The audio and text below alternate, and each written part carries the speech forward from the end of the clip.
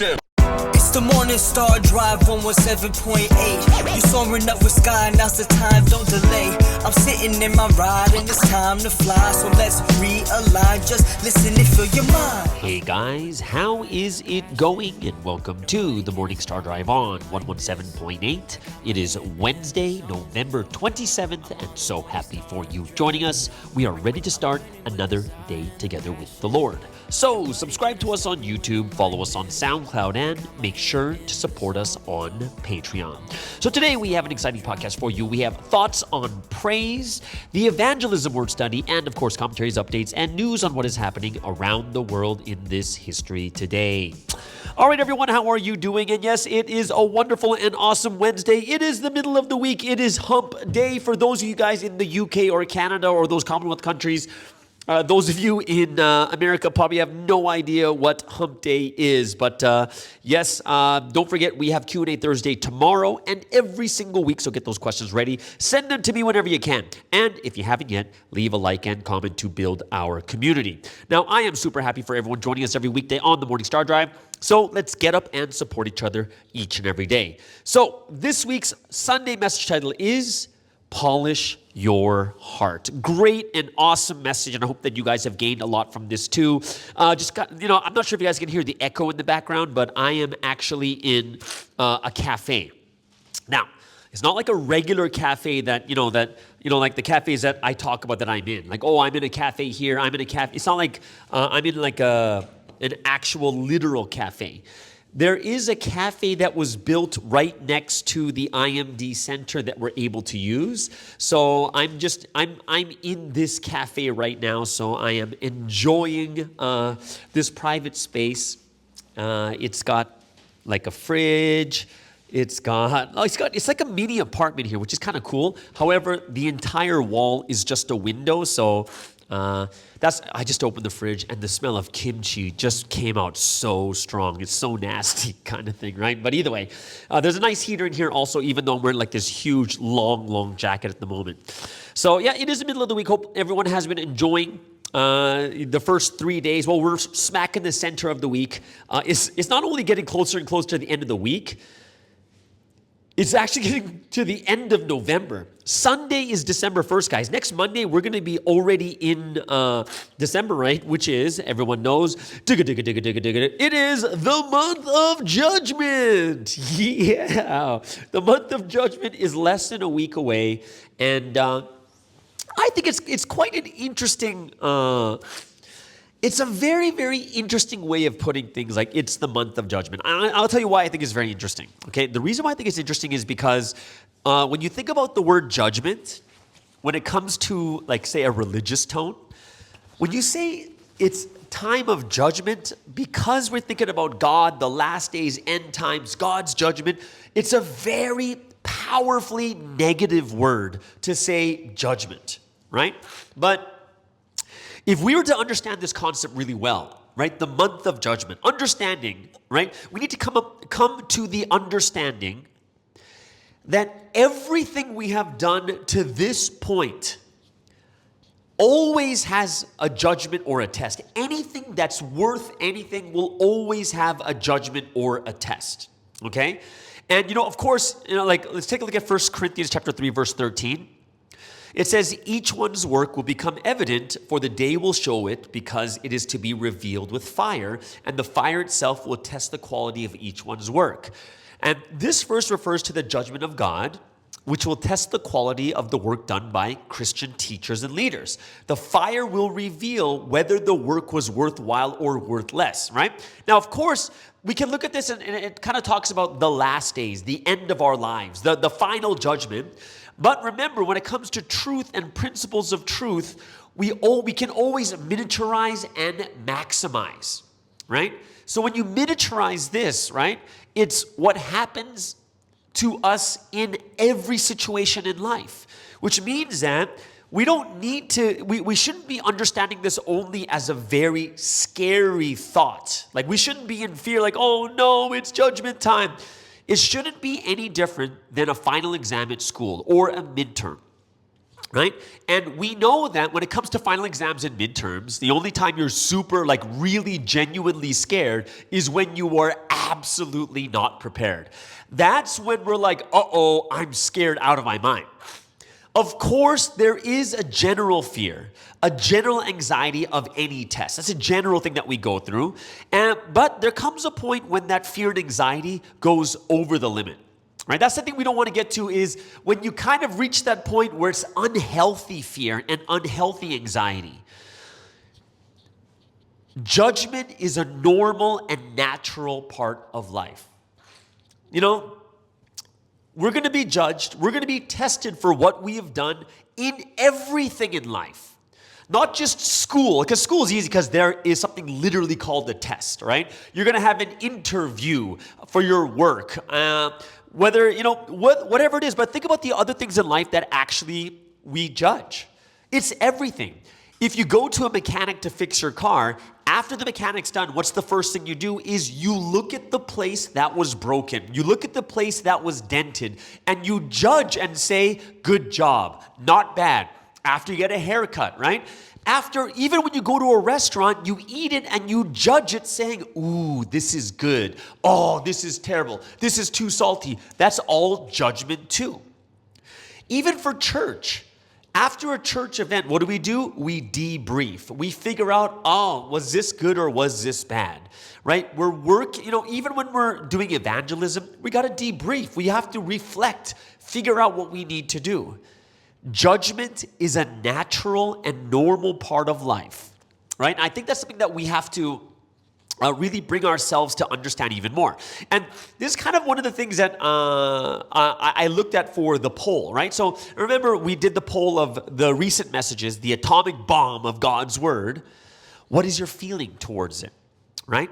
And so we talked about what is the feeling towards it. And the reason is, it's really interesting. It was like 85% of people feel either excited or hopeful about the message, right? And very few, like 7% were like, nothing's changed, and 8% is like really scared. So it's a very, very small number, right?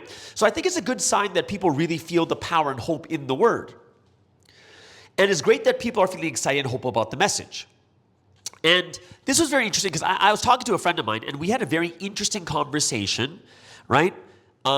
Especially about people, like say for instance, there's 8% of the audience that we've polled so far that feel like anxiety and fear when they hear the message and stuff, right? And here's the thing that I think that's good about these general polls that we have, okay?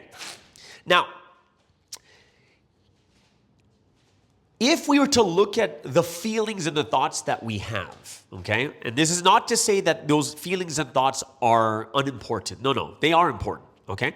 But we need to kind of figure out where we are in the grand scheme of things, like if the messages are really scary or bring anxiety. Like, does it really happen? And the way you have to look at it is this, okay? There are some times when the word is scary, right? There are times when judgment comes down and we're all like, whoa. This, like back in July 1st, 2005, it was Canada Day. And during the Sunday message, Sunseam straight out judges a nation. And at the end of the message says, do not send them the word. And we're all like, whoa, that's crazy. So there are times when the word is scary and everyone feels it together, right? However, we also need to recognize is that sometimes we are feeling things because, there's other reasons why we may feel that the word is this or that. And one way that you can check yourselves to see, I wonder if this is just my own thoughts or if this is real thoughts. And me and my friend were talking about, I was like, yeah, because if the message was really, really like scary and makes you in fear and stuff like that too, then in the poll, wouldn't there be a larger number of people that were feeling that fear and anxiety? Do you know what I mean? Like they'd all be saying, oh yeah, the message. And the numbers are up to like 30%, 40%, right? And then you'd be like, wow, that's a big chunk of people that are feeling those types of feelings. However, if the feeling that you're having, you look at the numbers, you're like, oh wait, the vast majority of people are not thinking this way, then what happens is it has to flip something in your mind like, okay, so generally speaking, it's not a scary message. Generally, it's not scary. Okay, so we're like, oh, generally it's not scary. Okay, then we need to get to a reflection or an inflection point where we think to ourselves and say, why is it like this? Do you know what I mean? Why am I thinking this way? Right? Why am I trying, like, why do I have these types of feelings? And I think that's something that's good for us to really think about and reflect on ourselves, trying to figure out where these feelings come from. Imagine the message is so scary, but you're the only one saying it's hopeful and it makes you happy. You got to think about it, right? So as I was talking to this member, we were coming and talking about multiple reasons why people could be feeling certain ways, even though everyone else isn't, right?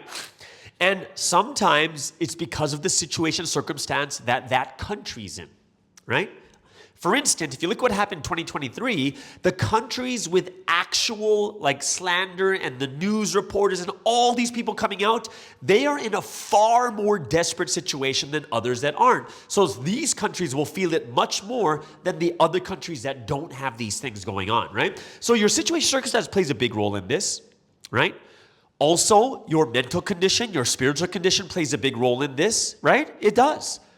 Your spiritual and mental condition will play such a huge role that what happens is if you're going through something, it's much easier for you to project what you're feeling at that time. Another possible reason is, what about, it could be the way that you're raised in your life, like the way your parents raised you. Imagine your parents are crazy strict, or they're abusive, or, like there could be so many different ways why that is happening that way too, right? Another reason is this, and I think this is something that we should all recognize too, is sometimes it's the way that we were raised in Providence. You know what I mean?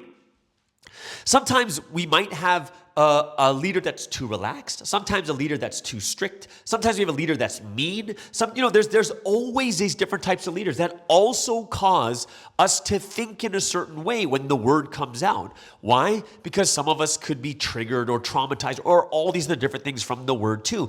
And these are all things that we have to think about when we say, this is what's going on. This is why this happened, and this is why this is happening here too, right? So I would say this is, I thought it was a very, very good topic because when me and my friend were talking about what could be the possible, and we came up probably with like 10 to 15 different reasons why these types of things could happen. But I also think is one of the good things about having that reflection time is you will know why those things happened, or you'll kind of be in a situation like, oh, okay, that is why. That is why this happened. That is why that happened type of thing, right? So for me, it was just really interesting to have that time of like doing mental exercise with that friend. And I think it's something that we all need to do too, especially when we see that there is a huge difference between the way we're feeling and the way the majority are feeling too, right? And it's not to say that you're wrong. It's just looking at yourself, understanding yourself really well, and putting yourself in a position to understand better of why things are the way they are at that time, that moment in time too, right?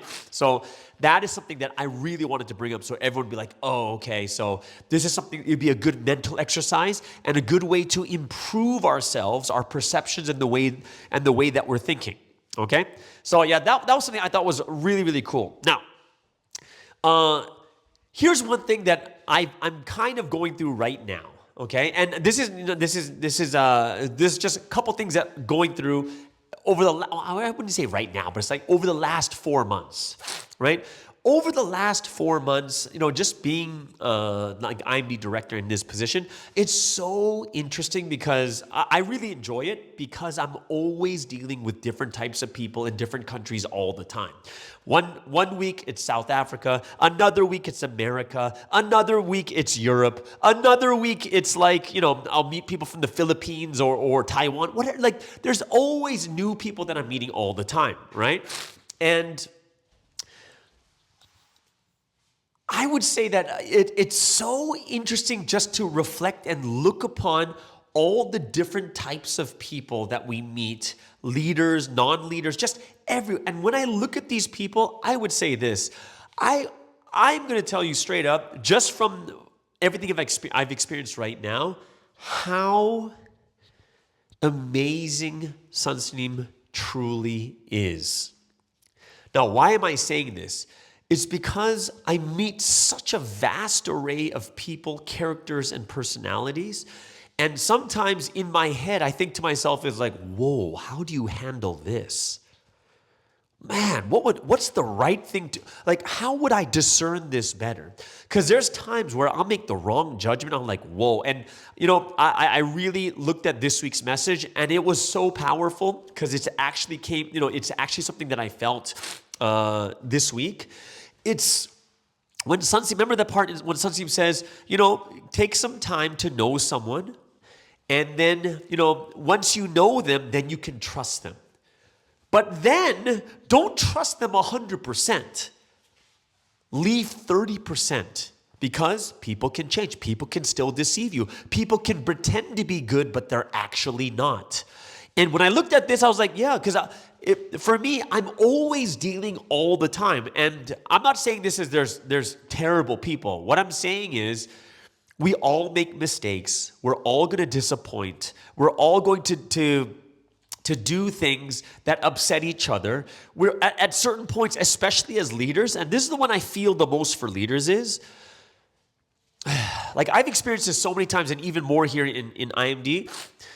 When we have relationships with people, a lot of times, you want to help the people you know better, but you'll realize in the end, the best thing to do is what is right. That is the ultimate thing that matters. It's about doing what is right more than doing what you feel, right? And that's something that I look at as like, yeah, this is what has to happen inside the leader's head, right? Yes, there's going to be general empathy.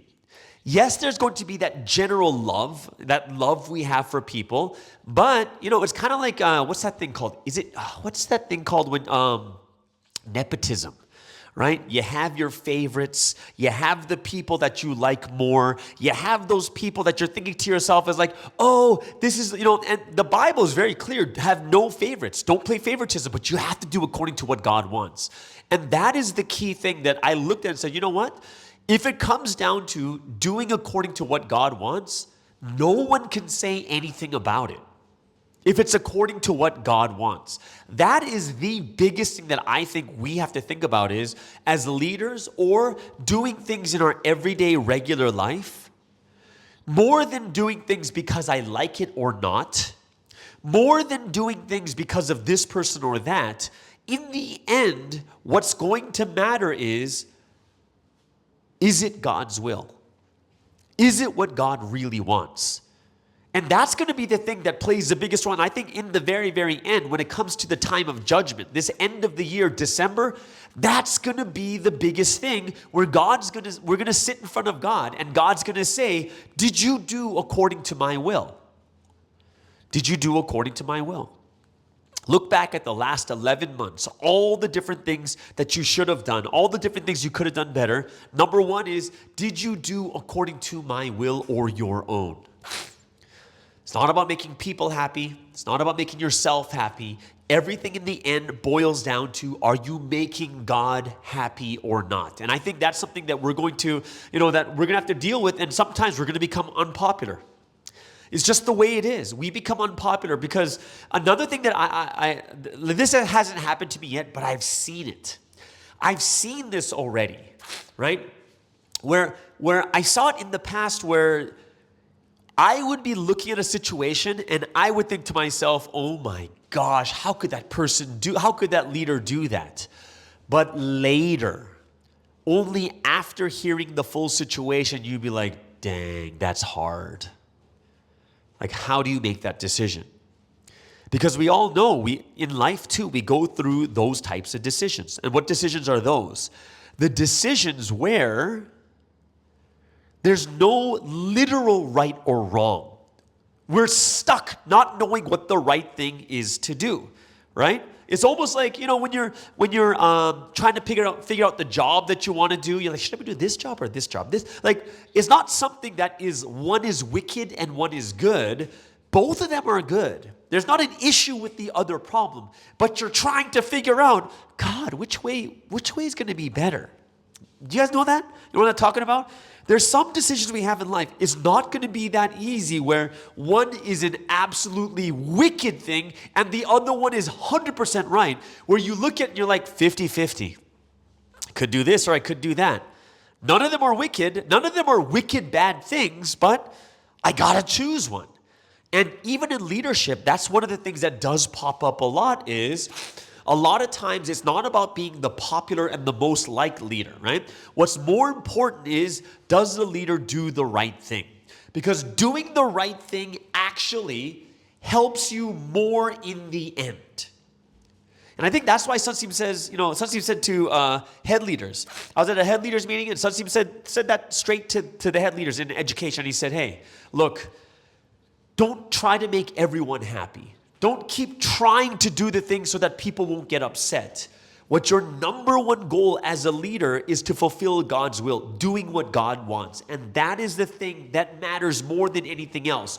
Don't get swayed by what people say here or there. Only follow what God wants.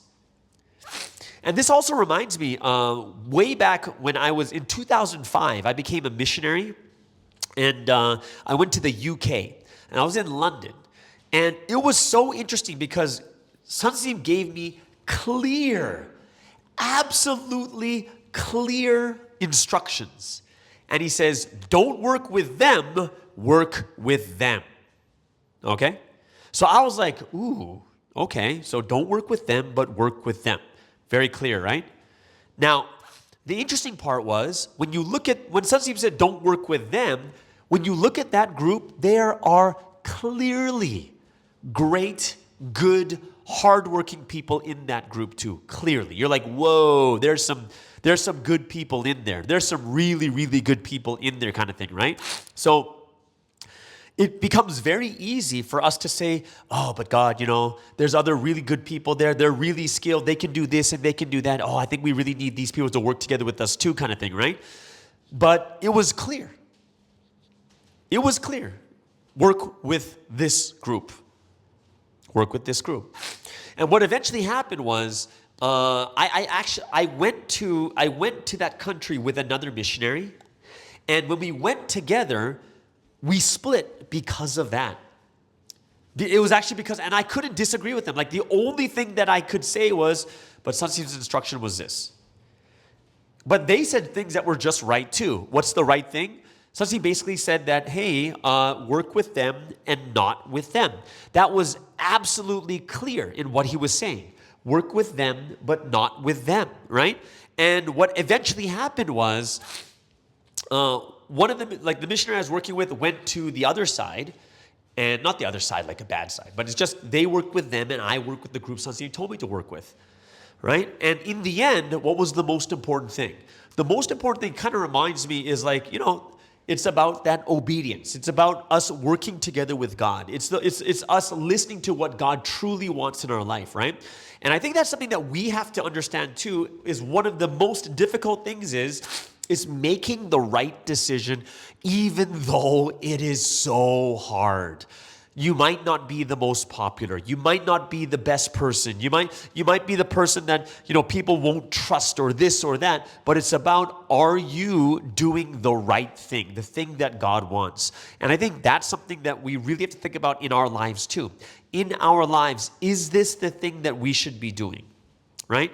And I hope it's something that we will really, really understand at a much different and deeper level. And we'll be those that say that, yeah, that's exactly. If there's anything that I did right, it was following what God actually wants. That is the number one thing that matters. All right? So, that's the end of today's first segment. Hope you guys enjoyed it. Let's move into the first music break of the day.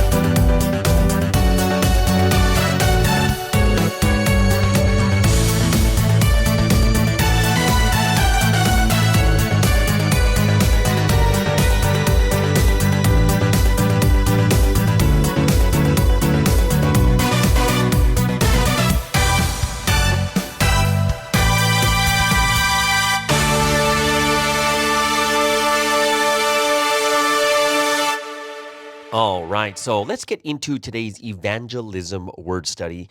And it's quite interesting because I was thinking a lot about, evangelism these days, especially because the new year, 2025, is coming up. And on top of that, we are, the message is telling us how much we need to be able to evangelize and missionize.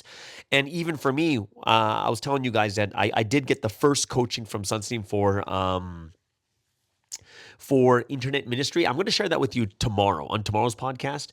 But everything is about reaching the 1 million, the 1 million mark. And that's something that I think is really important, that if we want to reach that goal, we're going for more than 10 times of what we have.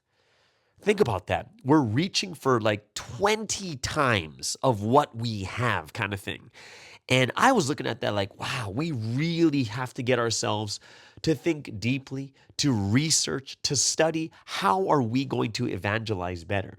Now, what was really cool was today I was able to have some dinner with an old friend, and I've known him. He's got 2 daughters now, but I've known him since he just got married, and he was asking me to help pray for him so that they were having trouble having kids, right? And his first kid was born, when was the first kid born? 2015, right before the rapture. And he was like so happy. He's like, that's my rapture gift that God has given to me. Now, it was really, so we were having this conversation, we were eating together. And of course, we're talking about the foreign countries and such. And we're talking about evangelism and ministry. And he says to me, we just started talking about ministry. And the one thing he didn't bring up, he started off with something like really deep itself, as in, Sunseam has or had 2 witnesses, and one is like the right leg and the other is the left leg. But since one is gone, he's standing on one leg. And that's what makes it really difficult. You need the external and the internal. And as we're talking, he was telling me like, when it comes to evangelism, if you only have the internal but no external, people don't really listen. And I thought about that too, because I'm someone doing internet ministry right now. And of course, for those guys who don't know, I do have the Rebel Pastor podcast coming up in a couple of hours. But what's so interesting is it's so true. In Korea, there's 2,200, 300 plus creators. But even for the largest YouTube channel, I'm the largest YouTube channel. Do you know what I mean? It's kind of weird, isn't it? But I was thinking like, oh, that's so interesting. But he said when he looks at a lot of the social media platforms that are doing stuff about evangelism, and they're taking Sunseam's word and they're just blasting it out, proverbs and excerpts from the message and this and that. And he says, the one thing that you have to see is that one of the reasons why it won't get out is because there is no external. It's purely internal. And he's like, it's the same as someone, like this week's message talks about polishing your heart. Imagine if you don't polish your heart, you have bad character, you're not that good. And then here you are telling someone that we have the words that are so powerful and great. What do you think that person's thinking? Do you think that person's thinking like, oh, wow, this is so great and amazing? Or will they be looking at this person like, you're telling me that these words are so great, and yet look at the way you act. Look at the way you are. Do you know what I mean? And when I listened to that, I was like, it's so true. It really is. It's something when you look at it, you'd be going, yeah, when people were living in this world with the body and the spirit, one of the things you cannot deny is the physical presence. He was telling me, because he's a martial artist, and he was saying, if you're so good at something in the world, people will listen. And this is the reason big companies they'll sponsor these celebrities and athletes, because everyone likes them and everyone respects them for what they do. Whether you're a great singer, whether you're a great athlete, soccer, volleyball, basketball, whatever it is, whatever the sport is, if you're really, really that good in it, everyone's going to look and say, oh my gosh, I know this person. Oh, this is one of the most famous people that I know, right? And people start buying their products because of that one person. Why? Because they're really, really good at something. And he was telling me, like, even in martial arts, if he gave the most simplest example is, if you could kick this high, but I can kick this high, what happens is I actually kick higher than you, which makes me better than you, which means that you're going to respect me in martial arts. If I have a higher degree, if I can break more bricks, if I can break more boards, the respect is higher and people are going to listen to that person. And I was like, yeah, that's so true. It's like, even like the army. In the army, how many people you killed, or how many missions you went on, or what's your ranking? Like, all these things give automatic authority and power to that person. You know what I mean? And when I thought about that, I was like, wow, that's so true. So what does that mean? It means that in the same way, we can't just be people who are doing things only internally. We can't just be only word, spiritual. And he was like, because he's got 2 children, they're both second gen, and he said, like, in the same way too, we need to have something physical with our children also. Like, they need to have fun. They need to enjoy. We can't just all be spiritual. The kids need something else, something different too. And I think that's something that we have to recognize and realize also for ourselves at that individual level. It's not really about, well, I preached to 1,000 people today. Well, no, much more than did you preach to 1,000 people also is, what about yourself? Like, this week's message is that big. It's about polishing your heart. Because when when people have great and amazing character, like, here's the thing. There's people out there that, most of us are quite normal in character and such. But there are those that are incredible in character, amazing in character, and they're so good. They're that good that when you're like with this person, you just can't help, like, man, this person's just amazing. And when you have it at that level, people will recognize it, and people will respect you, and people will want to listen to you, right? And I think that's something that we have to recognize when it comes to evangelism. It does matter how we dress. And it doesn't mean we have to dress in a suit all the time. It doesn't mean we're in a tuxedo. It means that we're what's the right word? We're clean. We're not going to have all these wrinkly shirts and shorts. We're not dressed out of place. We're not going to be, you're not going to be on campus wearing a suit because everyone's going to think you're weird. But you're going to be clean cut. You're going to have the clean shirt. You're not going to smell. You're not going to, there's just something about people who dress well. And people are more in tune to listen to these people rather than those that are not. Just the fact, if you're dirty, it makes it that much harder for people to want to talk to you. Think about it.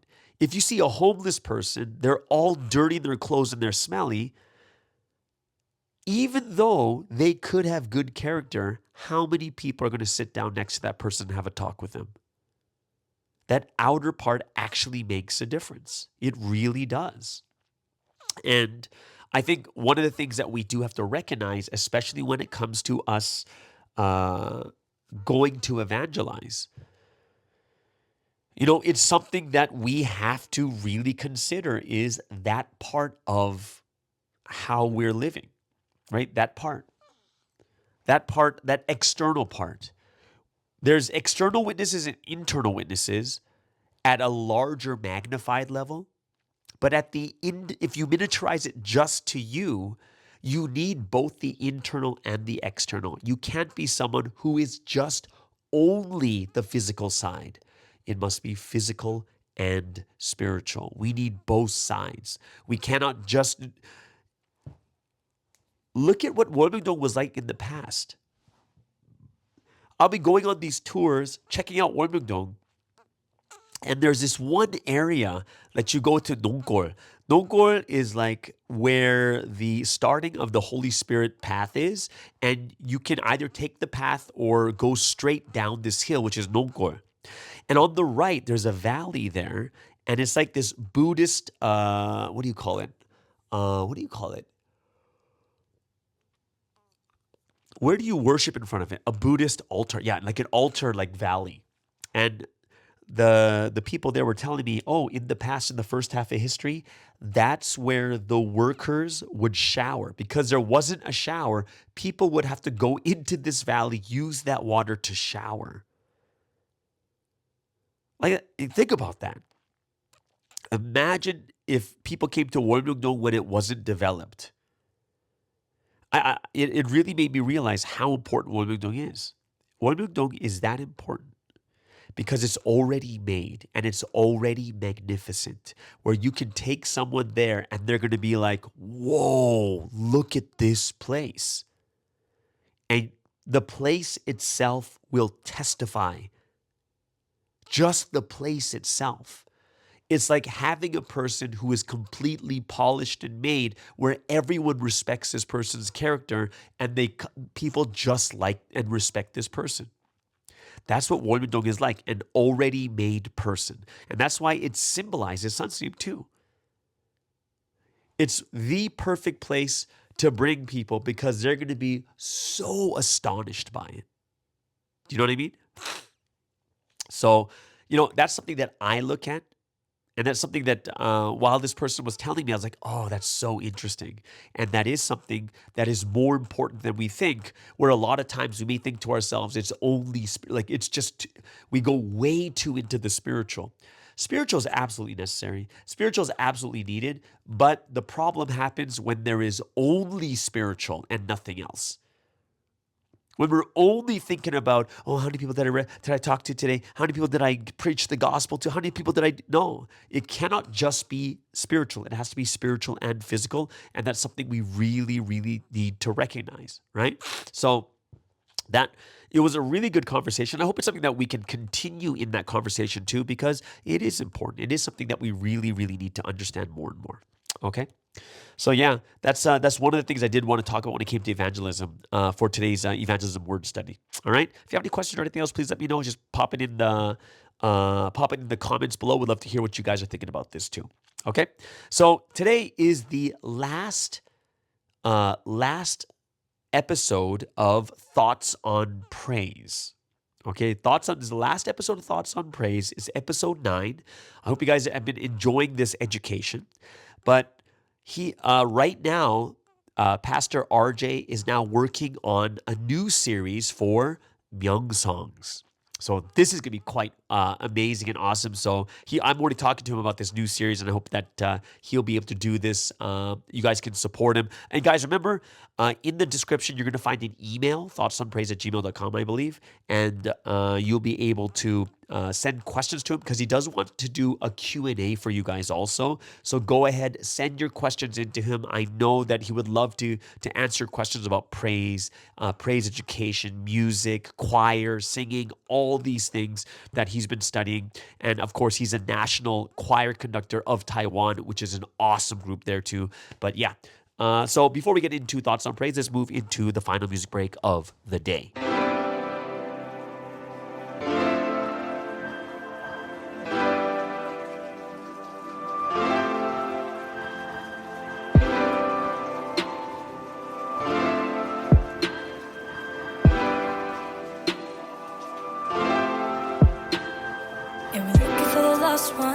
Lost one, I found the right one, I found the right one.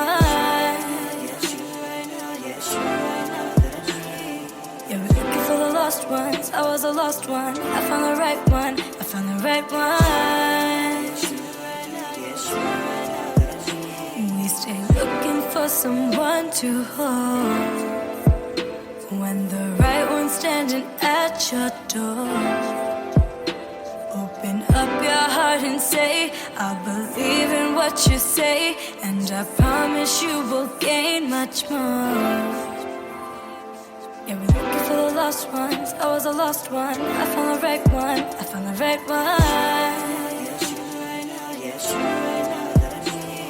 Yeah, we're I was a lost one. I found the right one. I found the right one.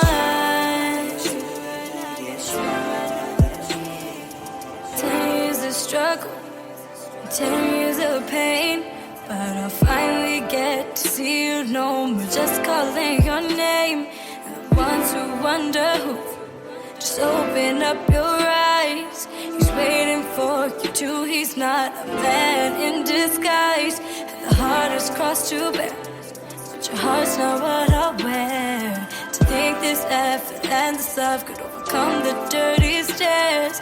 And it's all because of you. Yeah, it's all because of you. Said it's all because of you. Yeah, I need you. Looking for someone to hold when the right one's standing at your door. Open up your heart and say, I believe in what you say, and I promise you will gain much more.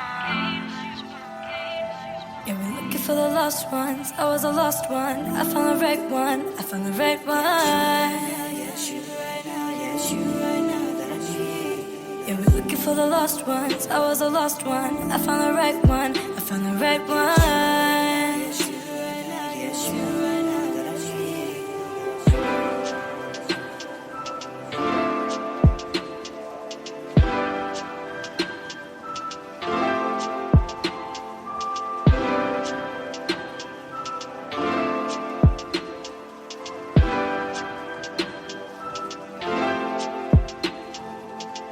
Okay, so let's get into today's final segment, and of course is one of the segments that everyone is really, really excited about, which is Thoughts on Praise. Today is the final episode in this 9-part series, and then starting from the week after, he's either going to do one Q&A if there's enough questions, or he'll go straight into a new series on Myeong songs, which I think is very, very important for all of us here too. All right. So without any further ado, please welcome all the way from Taiwan. This is Pastor RJ with Thoughts on Praise.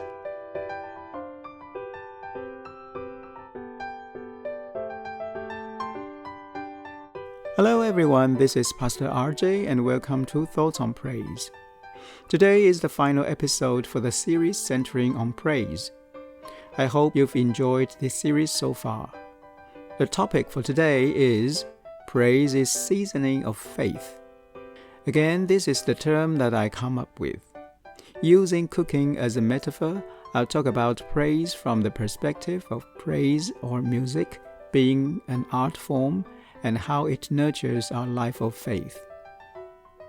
Now, in cooking, we use salt, sugar, all kinds of sauce, herbs, and spices to season the food, to add flavor, to bring out the taste and transform it from being eatable to delicious. In the same way, our life of faith needs to be fun and delicious. And praise plays this kind of a role. In the morning message of February 5th, 2021, Sonsim said, "If you only pray, or if you only listen to the word without singing, what happens? It is a little cold and there's no fun, since there's no taste of art." So, without praise, without singing, without artistic ability, our life of faith will be a little bit dull, cold, bland, and tasteless. In faith, especially we are in the time period of bride and bridegroom, we need to have a sense of art. We need to have artistic ability. What is art? How do we define art?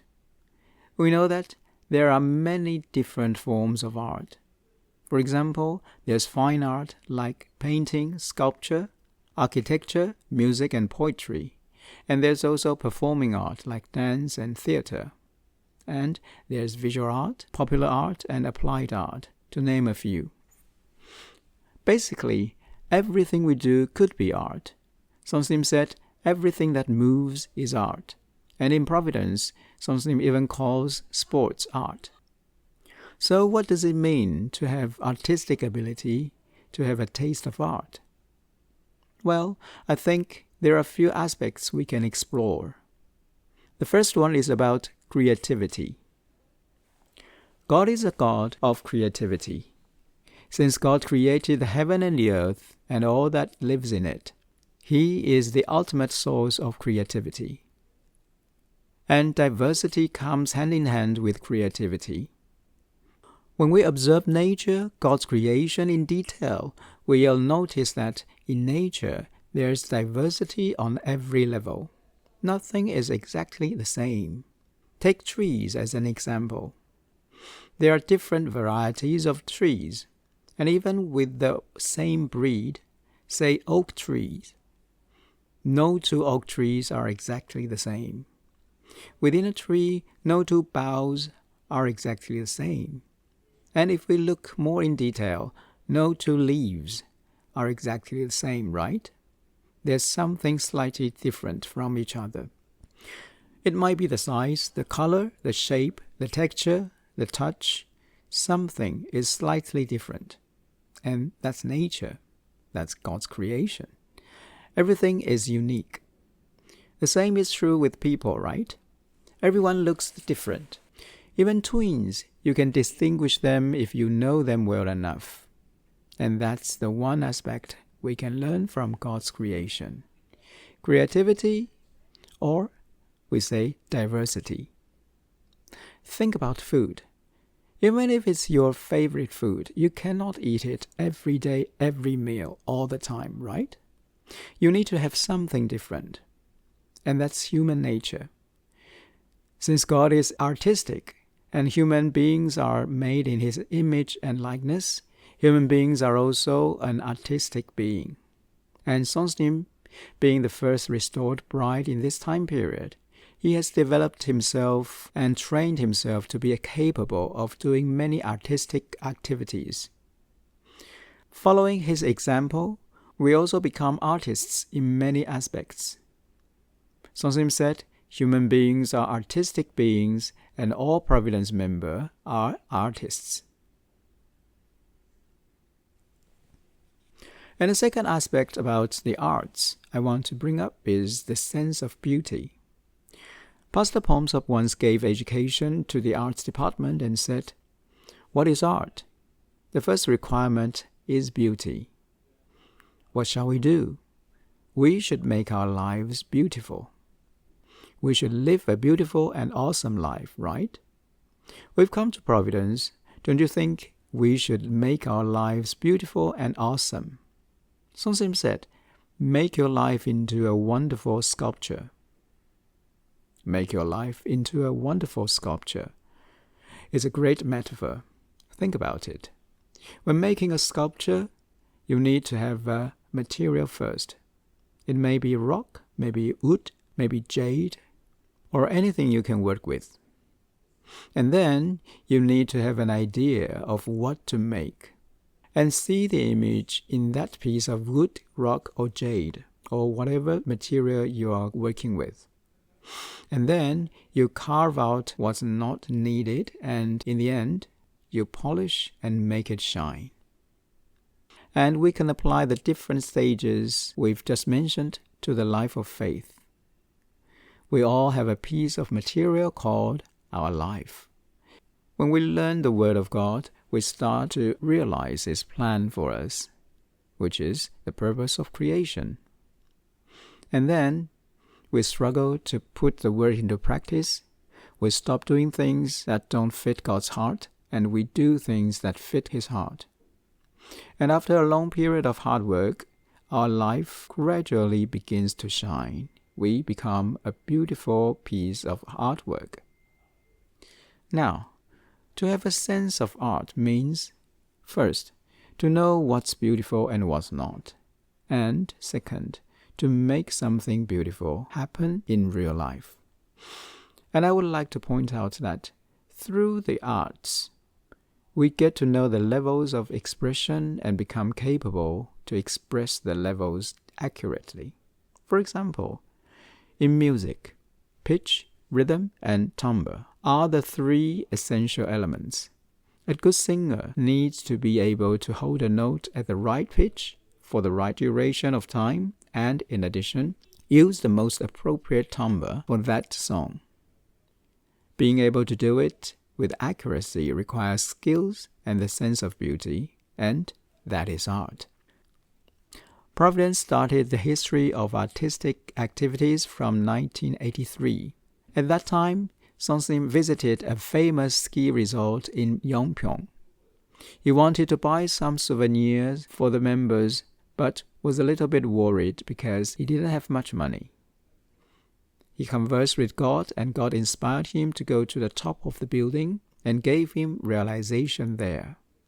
God said, "This place used to be filled with thorns, thistles, and vine. There were wild boars running around. It was developed and transformed, and that's why people gather like this. You must go and develop people. Develop them with arts, develop them with faith, with the word, with all varieties of beauty, and develop them with fashion. Develop Providence people and have them to give glory." So, Songsim bought 5 microphones back to the members and started the Saturday talent shows. And we slowly set up band, orchestra, models, and many other teams. Many people came to the events and were evangelized through those activities. And what's more, Wurmyeongdong was developed and transformed into God's natural temple. And Providence people are also developed and transformed into the brides of God. And that is why we are still practicing the arts now, whether it's sports, music, praise, dance, poetry, or any other forms of the arts. Music, praise, or the arts nurture our life of faith with diversity, creativity, and beauty. It adds flavor and instills fun and joy to our everyday life. Many people feel comforted by songs. Many feel their soul and spirit purified after listening to beautiful music. Learning the arts helps us to better ourselves and also enable us to understand the countless levels of the spiritual world. Praise is a key. Praise is prayer with melody. Praise is word with melody. Praise is a weapon. Praise is the preparation of the word. Praise is a grace booster. And finally, praise is seasoning of faith. I hope that everyone can receive loads of grace, blessing, realization, and revelation through praise, and live a beautiful, joyful, and a fun life of faith filled with praise. And that concludes the final segment about praise. As I mentioned last week, I'm planning a new series about Myeong songs and also a Q&A time. So, if anyone has a question regarding to praise, singing, choir, or music in general, feel free to send an email to thoughtsonpraise@gmail.com. That's it. Until next week, bye for now.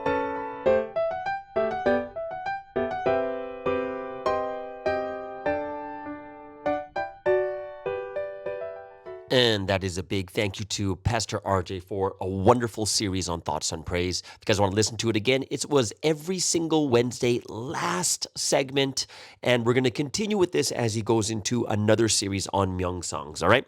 So there it is, guys. That is the end of today's Wednesday podcast. Hope you guys really enjoyed it, had an amazing and awesome time. Everyone, enjoy the Wednesday service, and we'll see you guys again tomorrow on the Morning Star Drive on 117.8. It's the Morning Star Drive 117.8. You soaring up with sky, now's the time, don't delay. I'm sitting in my ride and it's time to fly. So let's realign, just listen and fill your mind. I'm burning with desire and the passion. Nobody can stop me when I'm like this. I got my head in the zone, you know. I'm on the Morning Star Drive, you know. I'm burning with desire and the passion. Nobody can stop me